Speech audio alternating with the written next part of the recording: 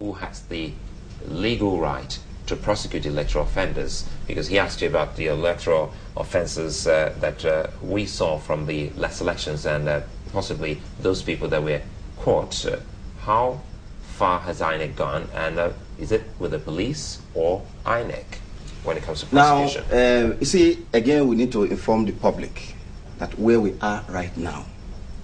Under the 2006 Electoral Act, Section 156 or so, the tribunal are supposed to make, from their judgments, they will make recommendation as to people that they are found to have committed offenses, particularly those that do with crime, which are not within strictly with the purview of election tribunal.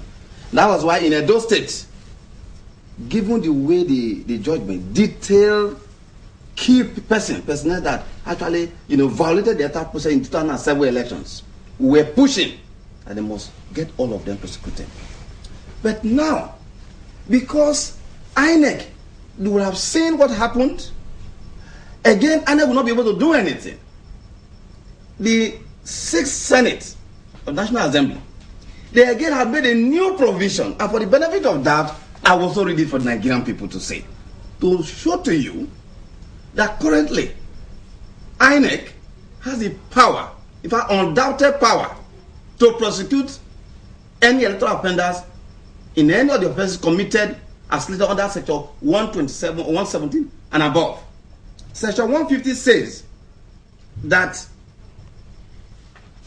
Well, Mr. Igini, the controversies that are rising now, it seems like a blame trading game, INEC, that's your copy. You're getting a bit confused. Okay, the Electoral Act is the Constitution. Now, the Electoral Act, Section 150, says that INEC has the power, either through its legal officers or by appointed counsel, to prosecute anybody that has committed any offense as detailed under the Electoral Act.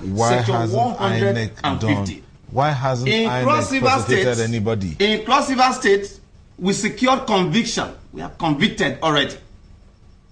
Interestingly, in the court in Ugep, where you come from, in Cross River State, by 25th, I have done auditing of all the matters, about 13 of them. And by Tuesday next week, if 7 other persons, they will be going in. All right? You see, part of the problem is that Nigerians are not aware that apart from Cross River, in other states of the Federation, INEC is in court. In fact, we're already in partnership with NBA in this regard.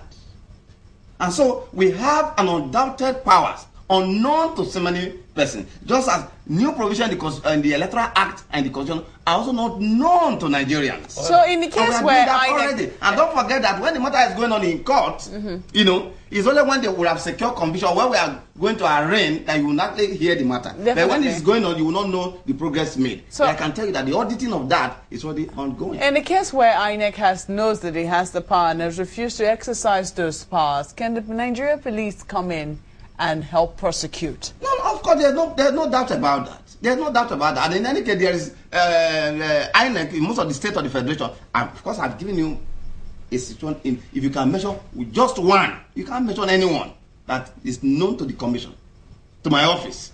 That's not in court. It's not possible. Because of time, let's quickly get to the other one. How independent was INEC, especially in the last elections? You see, yesterday I was somewhere and I said I cannot talk about theory and practice of elections. Along the line, the question you just answered. I would say that, and the question was, are you satisfied with the outcome of the last election? I have said over and again that we are highly encouraged. Satisfaction, we should leave that for now until people don't go to tribunal. All right? Now, but to answer that question, the level of satisfaction we are talking about, Nigerians, international community, started with a decision. When people thought that change will not be made in the commission, when the president himself made the appointment of our chairman and national commissioner, his appointment was like something of a national referendum. That brought a lot of confidence in the entire process. The president himself also made commitment, because the problem we'll be having since 1958, don't forget that the first election, Britain rigged that election in Nigeria.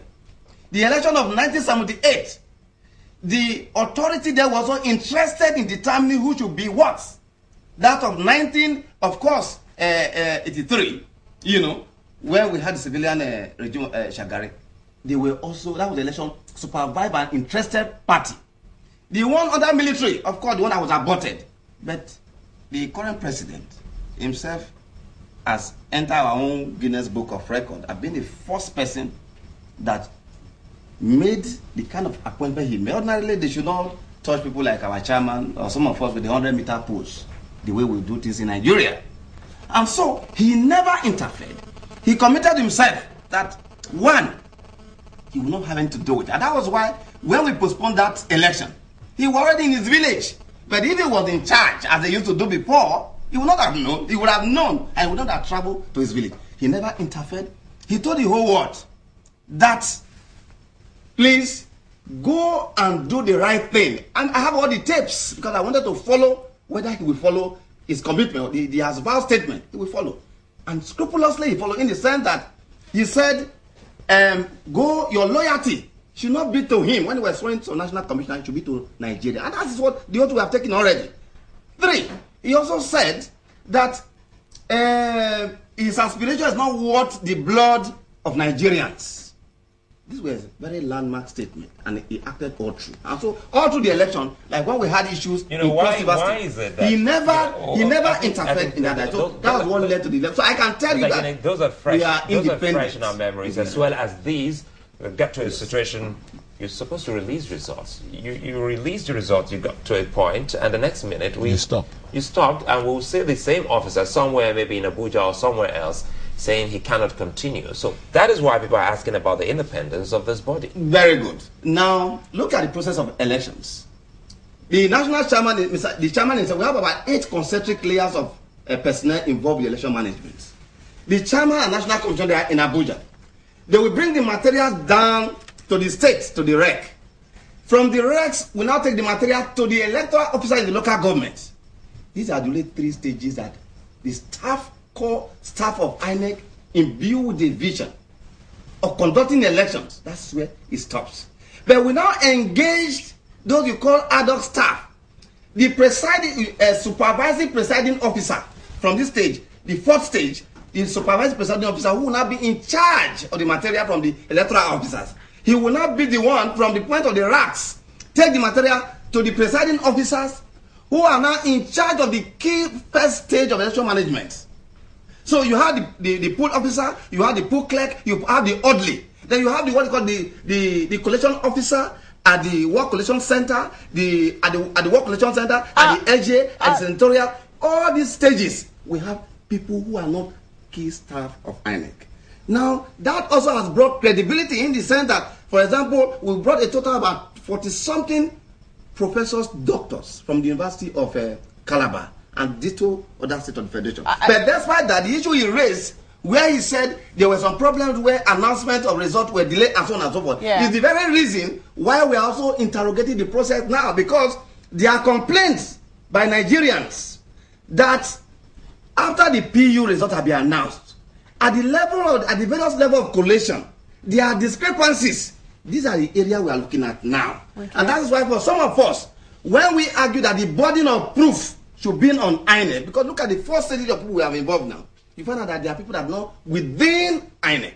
And that's why we say we want to take full responsibility. So we are going to go for what we call staggered election. We are looking at staggered election, or like what we did in Imo State, so that we are going to have the core staff of INEC be fully in charge of elections. Okay, so now that you've talked about the burden of proof, what exactly are we going to be looking to see? You've INEC has released the timetables up till 2015 for the rest of the elections, the states that did not have elections in 2011. What's new that we're going to be seeing? Fine. We are looking at the level of the first and foremost, we are going to commence a full constitutional voter registration exercise.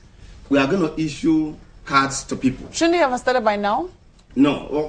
We have told you that we are doing auditing first. We must do the auditing of the last election.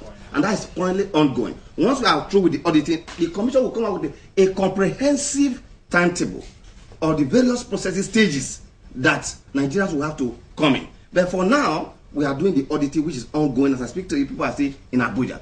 So that we don't want to be closed down the economy because we want to do election like we did. We shut down schools. Are we the only people doing election all over the world? So we want to ensure that, for instance, between 8 to 12, 12 noon or 12:30, when we were doing nationwide accreditation and all that, 5 hours. We also want to interrogate how that impacted on the total number of voters at the end of the election. Is it not possible that by 8 o'clock, once you come in there, the result is right, you do what you call accreditation, which, of course, some people are looking at what you call electronic, of course, that has to come from the National Assembly in terms of the legal framework. Electronic accreditation and electronic counting, voting and counting at the same time, such that your card, the moment you slot in your card, just like your ATM, when you put your ATM and you collect money here, you don't have money. If you go to Mediguru, you cannot do that anymore. So what we want to do is that once you are given your card, once you slot in for during the process of accreditation, the recording of the total number of accredited person will also be going on simultaneously. And right now we have 18 VSATs that were there before we even came in. We have to reactivate all of that so that on the polling unit, the result will be electronically recorded. So that nobody at the level of collations will not come and say anything. Really because in Britain, for a period of 99 years in Britain, finally, there was no judicial intervention after election had been conducted because the votes are seen to have been given to them. So what we want to do is that the Egyptians that Nigerians do not want to see in public affairs, when we are through with these processes, they may not see them anymore.